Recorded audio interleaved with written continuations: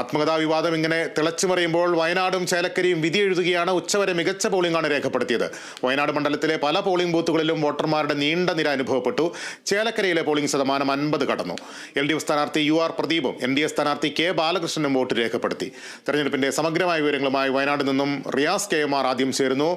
റിയാസ്, ഉരുൾപൊട്ടലിലെല്ലാം നഷ്ടപ്പെട്ട ശ്രുതി വോട്ട് ചെയ്യാൻ എത്തിയത് ഒരു കണ്ണീർ കാഴ്ച. ഒപ്പം ജനാധിപത്യത്തെ ചേർത്ത് പിടിക്കുന്ന ശ്രുതിയുടെ മനസ്സും നമുക്കതിൽ വായിച്ചെടുക്കാൻ കഴിഞ്ഞു. വയനാട്ടിൽ ഇപ്പോൾ എല്ലായിടത്തും നീണ്ട നിര തന്നെയാണോ?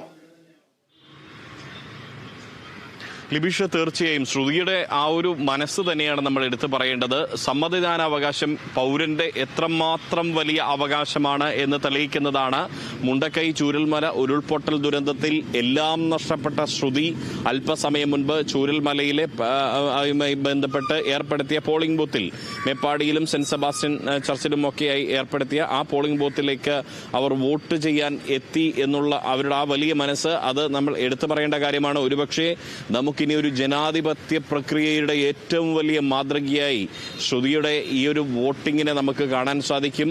കാരണം ജനാധിപത്യം എന്നുള്ളത് നേരത്തെ നമ്മൾ കണ്ടതാണ്. വയനാട്ടിലെ ഈ ലോക്സഭാ തെരഞ്ഞെടുപ്പുമായി ബന്ധപ്പെട്ട് പോളിംഗ് മന്ദഗതിയിലാകുന്ന മണിക്കൂറുകൾ നമ്മൾ കണ്ടിരുന്നു. പക്ഷേ ഇപ്പോൾ കാര്യങ്ങൾ മാറിമറിയുകയാണ്.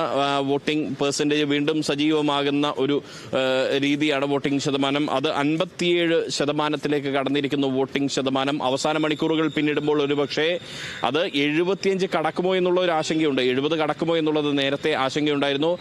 പക്ഷേ ഇപ്പോൾ ശ്രുതിയെ പോലെ ജൻസനെ നഷ്ടപ്പെട്ട് എല്ലാം നഷ്ടപ്പെട്ട് ഉരുൾപൊട്ടൽ ദുരന്തത്തിൽ കുടുംബാംഗങ്ങളെ മുഴുവൻ നഷ്ടപ്പെട്ടിട്ടും ശ്രുതി വോട്ട് ചെയ്യാനെത്തി. അത് ഈ ഇന്ത്യയുടെ ജനാധിപത്യ പ്രക്രിയ നിലനിർത്തുന്നതിലെ നിർണായകമായ ഒരു പങ്കാണ് വോട്ട്. അത് ഉപതെരഞ്ഞെടുപ്പാകട്ടെ, പൊതു തെരഞ്ഞെടുപ്പാകട്ടെ, നിയമസഭാ തെരഞ്ഞെടുപ്പാകട്ടെ, ഏതുമാകട്ടെ, ത്രിതല പഞ്ചായത്ത് തെരഞ്ഞെടുപ്പാകട്ടെ. പക്ഷേ നമ്മുടെ ജനാധിപത്യ പ്രക്രിയയെ നിലനിർത്തുക, അതിൽ ഒരു ഭാഗവാക്കാകുക, കേവലം വെറുതെ മാറി വോട്ട് ചെയ്യാതെ വീട്ടിലിരിക്കുന്നതിന് പകരം കൃത്യമായി അവരെ സംബന്ധിച്ച് ഇപ്പോഴും നടക്കാൻ ബുദ്ധിമുട്ടുണ്ട്. അവർ ആ ശ്രുതി വന്ന് വോട്ട് ചെയ്യുന്നു എന്നുള്ളത് വലിയ നന്മയാണ് നമുക്ക് കാണുന്നത്. എന്തായാലും വയനാട്ടിലെ ഇപ്പോഴത്തെ പോളിംഗ് ശതമാനം 57 പിന്നിട്ടിരിക്കുന്നു എന്നുള്ളതാണ്. മാനന്തവാടിയിൽ 56%. നമ്മൾ നിയോജക മണ്ഡലം കണക്ക് വേർതിരിച്ച് പരിശോധിക്കുകയാണെങ്കിൽ മാനന്തവാടിയിൽ 56%ത്തിലേക്ക് പിന്നിടുന്നു. സുൽത്താൻ ബത്തേരിയിലും 56 പിന്നിടുന്നു. കൽപ്പറ്റയിൽ 58 പിന്നിടുന്നു. തിരുവമ്പാടിയിൽ 59 പിന്നിടുന്നു. ഏറ്റവും അധികം 62% പോളിംഗ് രേഖപ്പെടുത്തിയ ഏറനാട് 62%-ന് മുകളിലേക്ക് കുതിക്കുകയാണ്. 55-ന്റെ മുകളിലേക്ക് 56-ലേക്ക് കുതിക്കുകയാണ് നിലമ്പൂർ. ഒപ്പം വണ്ടൂർ 57-ലേക്ക് 7 കടന്ന് കുതിക്കുകയാണ് വണ്ടൂർ നിയമസഭാ മണ്ഡലം പോളിംഗ് എന്നുള്ളത്. അങ്ങനെ വലിയൊരു പോളിംഗ് ശതമാനത്തിലേക്ക് കടക്കുകയാണ് വയനാട്.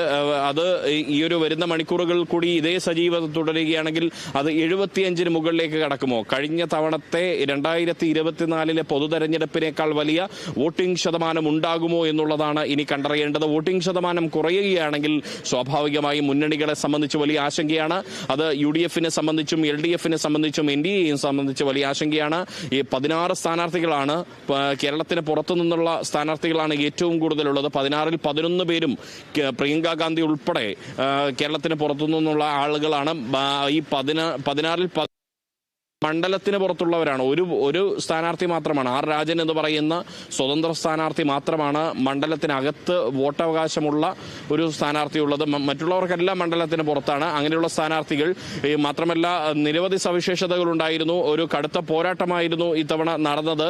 3 മുന്നണികളും അവരെ സംബന്ധിച്ച് ഏറ്റവും ശക്തരായ സ്ഥാനാർത്ഥികളെ തന്നെ നിർത്തി എന്നുള്ളതാണ്. കരുത്തുറ്റ മുഖങ്ങൾ, ആർക്കും പരിചയപ്പെടുത്താവുന്ന മുഖങ്ങൾ. ദേശീയ തലത്തിന്റെ പ്രതീകമായ പ്രിയങ്ക ഗാന്ധി UDF-ന് വേണ്ടി വോട്ട് തേടിയിറങ്ങിയപ്പോൾ LDF-ന് വേണ്ടി മുൻ MLA-യും ഒപ്പം തന്നെ വയനാട്ടിൽ 2014-ൽ LDF-ന് മികച്ച വോട്ട് വിഹിതം നേടിക്കൊടുത്ത LDF-ന്റെ സ്ഥാനാർത്ഥി ഇത്തവണ കളത്തിലിറങ്ങിയത് NDA-ക്ക് വേണ്ടി.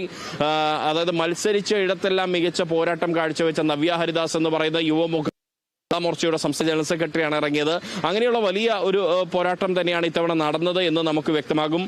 ഇപ്പോൾ പോളിംഗ് ശതമാനം ഇത്തവണ കുറയുകയാണെങ്കിൽ അതിനൊരൊറ്റ കാരണമേ ഉള്ളൂ. അത് ഇടതുപക്ഷവും BJP-യും ആരോപിക്കുന്നത് പോലെ തുടർച്ചയായി തെരഞ്ഞെടുപ്പുകൾ വന്നു എന്നുള്ളത് ഒരു കാരണമാണ്. മറ്റൊന്ന്, ഒരു ദുരന്തം ഉണ്ടായതിനു ശേഷം അത് മുണ്ടക്കൈ ചൂരൽമല പോലുള്ള അവിടെയുള്ള 3 വാർഡുകൾ മാത്രമല്ല വയനാടിനെ ആകെ കണ്ണീരിലാഴ്ത്തുന്ന, അല്ലെങ്കിൽ മലയാളികളെ ആകെ കണ്ണീരിലാഴ്ത്തുന്ന ഒരു ദുരന്തമായിരുന്നു. അവിടെ നിന്നും മനസ്സ് വിറങ്ങലിച്ചു പോയ വയനാട്ടുകാർ പിന്നീട് വോട്ട് ചെയ്യാൻ എത്തിയില്ല എന്നും രീതിയിൽ നമുക്ക് വ്യാഖ്യാനിക്കേണ്ടി വരും. മാത്രമല്ല അപരിഹാര്യമായി നീണ്ടുകൊണ്ടിരിക്കുന്ന പരിഹാരമില്ലാതെ വയനാട്ടുകാരുടെ രീതി നമുക്ക് കാണേണ്ടി വരും. അതല്ല നേരെ മറിച്ച് പോളിംഗ് ശതമാനം കൂടുകയാണെങ്കിൽ അത് ഒരുപക്ഷെ പലരും പറയുന്നത് പോലെ പ്രിയങ്കയുടെ ഒരു ഇഫക്റ്റ് അവിടെ ഉണ്ടായി എന്ന് നമുക്ക് വ്യാഖ്യാനിക്കേണ്ടി വരും. അതിനൊക്കെ ഇനി വരുന്ന ദിവസങ്ങൾ നമുക്ക് ചർച്ച ചെയ്യപ്പെടേണ്ടതുണ്ട്. 23 വരെ നമുക്ക് സമയമുണ്ട്. അതിനിടയിൽ പാലക്കാട് ഉപതെരഞ്ഞെടുപ്പ് നടക്കേണ്ടതുണ്ട്. ഏതായാലും ഇപ്പോൾ ശക്തമായ രീതിയിൽ തന്നെ പോകുന്നു. 57% മുകളിലേക്ക് വയനാടിന്റെ പോളിംഗ് ശതമാനം നീങ്ങുമ്പോൾ അത് ഒരു പ്രതീക്ഷാ നിർഭരമായ ഒരു പോളിംഗ് ശതമാനം തന്നെയാണ് മുന്നണികളെ സംബന്ധിച്ച് ലിബീഷ്. റിയാസ്, ഈ പോളിംഗിൽ എപ്പോഴും നമുക്ക് അറിയേണ്ടത് എന്തെങ്കിലും തരത്തിലുള്ള സാങ്കേതിക തടസ്സങ്ങൾ ഉണ്ടായിട്ടുണ്ടോ, മുന്നണി പ്രവർത്തകർ തമ്മിലുള്ള സംഘർഷമുണ്ടോ, അത്തരം കാര്യങ്ങളെക്കുറിച്ചുള്ള വിവരങ്ങൾ നമുക്ക് ലഭ്യമാണോ? എന്തായാലും സംഘർഷമൊന്നും അങ്ങനെ ഉണ്ടായിട്ടില്ല. അത് വളരെ സമാധാനപൂർണമായ ഒരു തെരഞ്ഞെടുപ്പ് എന്നുള്ളതാണ്. പ്രത്യേകിച്ച് നമുക്കറിയാം വയനാടിന്റെ ഒരു ദുരന്ത മുഖത്ത് നിന്നതിന് ശേഷമാണ്, വയനാടിന് വേണ്ടി എല്ലാവരും കൈകോർത്ത് നിന്നതിന് ശേഷം നടക്കുന്ന ഒരു തെരഞ്ഞെടുപ്പ്. ഒരുപക്ഷെ തീർത്തും ഒരു ഇതിന്റെ ഫലത്തെ കുറിച്ചൊന്നും പലർക്കും വലിയ അത്ഭുതങ്ങൾ സംഭവിക്കുമെന്ന് അത്ഭുതങ്ങൾ സംഭവിക്കുമെന്ന് പ്രതീക്ഷയില്ലാത്ത തെരഞ്ഞെടുപ്പ്, അങ്ങനെ അത്ഭുതങ്ങൾ സംഭവിക്കാൻ ഇടയില്ലാത്ത തെരഞ്ഞെടുപ്പ്. അതുകൊണ്ട് തന്നെ ഇവിടെ ഒരു രാഷ്ട്രീയ സംഘർഷത്തിന്റെ ആവശ്യമില്ല. കാരണം ശക്തമായ ഒരു പോരാട്ടം നടത്തുന്ന ഇടത്ത് മാത്രമാണ് ഒരു രാഷ്ട്രീയ സംഘർഷത്തിന്റെ ആവശ്യമുണ്ടാവുക. എങ്കിൽ കൂടിയും വളരെ സമാധാനപൂർണ്ണമാണ്. പൊതുവെ വയനാട്ടുകാരുടെ മനസ്സ് നമുക്കറിയാം, സമാധാനപ്രിയരാണ്, നല്ല മനുഷ്യരാണ്. അത് നമ്മൾ ഈ ഉരുൾപൊട്ടൽ ദുരന്ത കാലത്തൊക്കെ കണ്ടതാണ്, അതിനു മുമ്പ് കണ്ടതാണ്.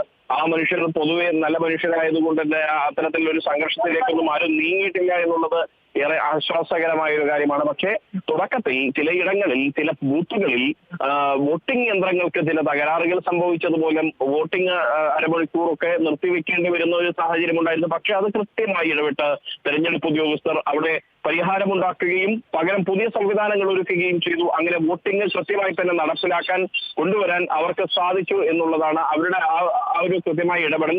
മാത്രമല്ല കൃത്യമായ രീതിയിൽ സുരക്ഷാ സന്നാഹമൊരുക്കി ക്രമസമാധാന പാലനത്തിൽ പോലീസ് കാണിച്ച ആ ഒരു മികവും നമ്മൾ ഈ ഘട്ടത്തിൽ എടുത്തു പറയേണ്ടതാണ്. ഒരു പ്രശ്നവുമില്ലാതെ നല്ല രീതിയിൽ ഈ തെരഞ്ഞെടുപ്പ് നടത്താനായതിൽ പോലീസിന്റെ, തെരഞ്ഞെടുപ്പ് ഉദ്യോഗസ്ഥരുടെ എല്ലാം ഇടപെടൽ, അതിലുപരി രാഷ്ട്രീയ പാർട്ടികൾ കാണിച്ച ആത്മസംയമനം, അത് നമ്മൾ അഭിനന്ദിക്കേണ്ട ഒരു കാര്യം തന്നെയാണ് ലിബീഷ്. സുഗമമായി സമാധാനപരമായി വയനാട്ടിൽ വോട്ടെടുപ്പ് പുരോഗമിക്കുന്ന വിവരങ്ങളാണ് റിയാസ് KM നൽകിയത്.